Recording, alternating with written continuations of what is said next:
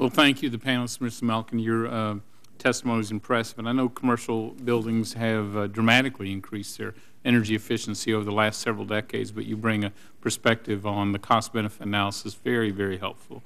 Dr. Greenstone, thanks for making the point on the need for R&D. If you could, I didn't find it in your testimony, but if you have any information comparing federal R&D spending versus private sector R&D spending, especially in renewable side, I find a number of companies are doing research, people are not even aware of, that is creating, I think, some hope for us moving forward. Any information you have along that line would be very helpful. And Dr. Ward, your point about what happens with this drilling moratorium in the here and now, clearly we have 2 rigs already announced to Egypt and the Congo. Many more rigs are contemplating leaving and won't return anytime soon.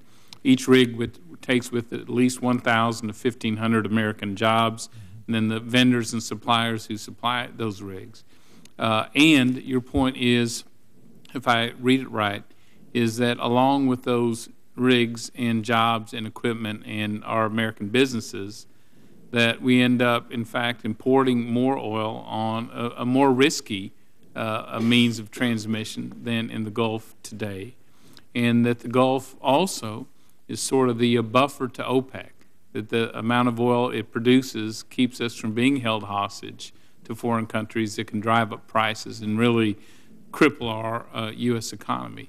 Can you go back to the point you made? How much less oil will we be producing, not counting natural gas, which is, again, I think the best bridge to an affordable green energy future for America. It really is the backstop for wind and solar and other renewables, allows them to grow and yet keep reliability. But what is the production? How much less energy will we be producing in the United States if this very poorly thought of moratorium continues? If the moratorium results in rigs leaving for 2 years, the production in the Gulf of Mexico will decline by 450 million barrels a year.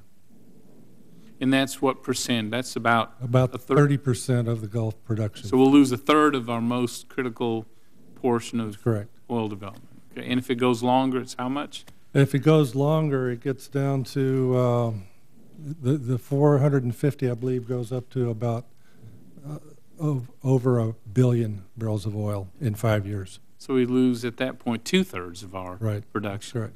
You were invited by the Interior Department to, as peer review their original drilling moratorium. Not to review, but to contribute to the report. Contribute to it. You made a number of safety suggestions, but you and a number of others on that group did not support the drilling moratorium, saying it would not make the Gulf safer and would have a dramatic economic impact. That's correct. Can you talk about that a moment? Yes, there were a number of safety recommendations that dealt with principally procedures, both on the standpoint of planning wells, executing wells, the regulatory environment that could give more scrutiny to ongoing wells. I think it's pretty generally recognized that the procedures and design of the BP well are not ones that are practiced by the wide majority of industry. And I think the rarity of blowouts, as disastrous as they are, certainly belie that point. Coming from the university setting, as an academic, one of the points that you made then and made today in your testimony is that stopping the production here in the U.S. doesn't make the shore safer by increasing the imports. And using the tankers, you've actually increased the risk of oil spilling. Of nearshore oil spills in particular, yes. Is there any other point about your testimony? I know we always keep a strict 5-minute rule. Any other point you wanted to make today on the impact on jobs or pricing in the future?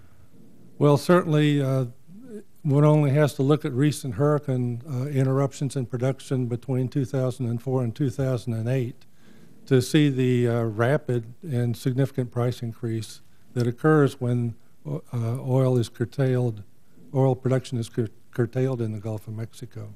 Okay. And so I think it's a fairly rapid response. Great. Thank you, Dr. Ward, and thanks for traveling.